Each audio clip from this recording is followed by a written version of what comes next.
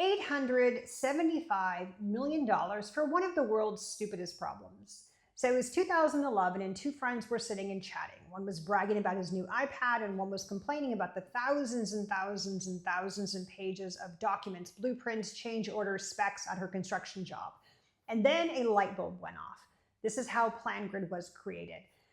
2011 they started, and immediately customers were seeing the results. Customers were saying they were saving 20 hours of work hours on a project. They were saving $100,000 on a project. Not just the expense of the salaries, but also the expense of printing those thousands and thousands of pages. So right out of the gate, PlanGrid was really making a huge impact.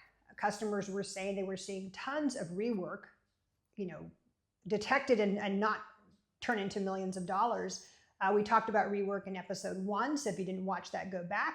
So being able to detect that rework before it needed to happen, they were saving millions and millions of dollars on their projects. So of course, Autodesk saw this and they acquired them for $875 million. They raised about $69 million at that point. Their annual revenue was about $85 million. So Autodesk's rationale is they wanted to combine the design and the construction. So you can see that today with all the suite of products they have.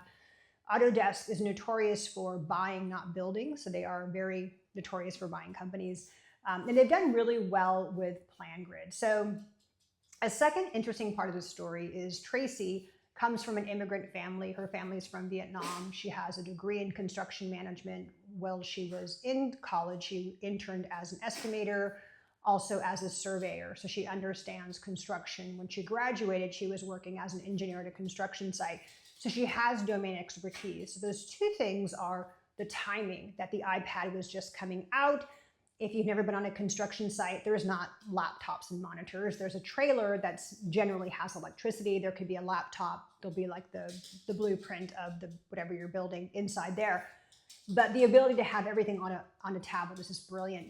So the timing of the iPad, the second piece is Tracy's expertise. So when you combine those things, that's what made PlanGrid so impressive. So think about innovations you're seeing right now in technology. What stupid problem can you solve? What problem do you see in your own day-to-day work? I always say the best companies are scratching their own itch. So what itch do you have? What technology can solve another really stupid problem that you see out there in the world?